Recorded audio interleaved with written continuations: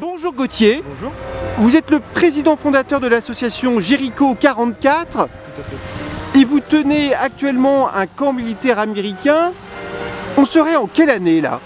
Alors ici sur le camp, donc on serait dans la période été 44, donc sur la période de la libération, et plus précisément ici sur la libération du Santerre.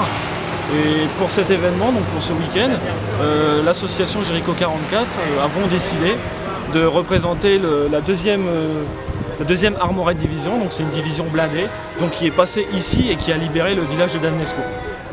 Ce qui est votre objectif primordial, c'est la crédibilité jusque dans les moindres détails. Exactement, nous ce qu'on cherche c'est vraiment de montrer à tout public vraiment ce qu'on pouvait trouver à l'époque et vraiment sur une pointe de réalité, on va dire, la plus proche possible. Le but en profondeur, c'est rendre hommage à tous ces combattants qui ont œuvré pour notre liberté. Bien sûr, tout à fait, c'est notre but principal, c'est avant tout le devoir de mémoire, de ne pas oublier, de faire perpétuer la mémoire vis-à-vis de tout public et surtout des jeunes générations. On a eu notamment tout à l'heure la visite de nombreuses classes locales, qui étaient d'ailleurs, on a été ravis, très à l'écoute et assez motivés vis-à-vis des questions sur le matériel, sur les uniformes qu'on porte et sur les véhicules aussi présentés.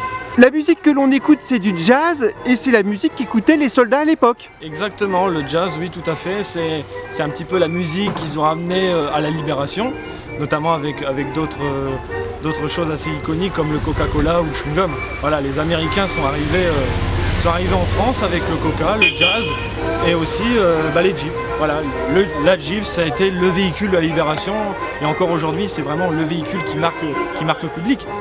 Quand on dit Jeep, c'est tout de suite l'armée américaine, la libération, voilà. Gauthier, vous êtes à côté d'une Simca 5 qui a été réquisitionnée à l'époque par l'armée allemande. Tout à fait, donc là on est face à un véhicule un petit peu atypique. Donc à l'origine c'est une voiture civile qui a été réquisitionnée par l'armée allemande afin de l'utiliser comme voiture de liaison. Ici, Gauthier, vous êtes tout près d'une Jeep Willys. Exactement, celle-ci donc est une originale, donc une Jeep Willys de 1943.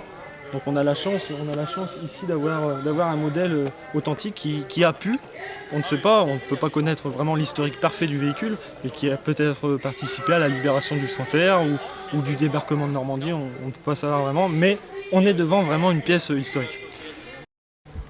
Tous ces véhicules nous renvoient à une époque et sont donc chargés d'une grande émotion. Tout à fait. Chaque pièce que l'on présente, que l'on possède ou que l'on porte, vraiment, nous derrière, on connaît un petit peu la valeur historique. Et vraiment, c'est toujours un petit peu émotif de présenter, de conduire ce type de matériel.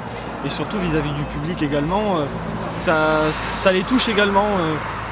On se balade dans le Jeep, les gens nous font signe, ils ont le sourire, ils ont en tête tout de suite ce passage historique de la libération. Voilà, donc c'est vraiment des pièces qui parlent, que ce soit à nous, collectionneurs et reconstitueurs, qu'également au public lambda, pas forcément intéressé purement par cette période historique. Merci beaucoup. Avec plaisir, merci.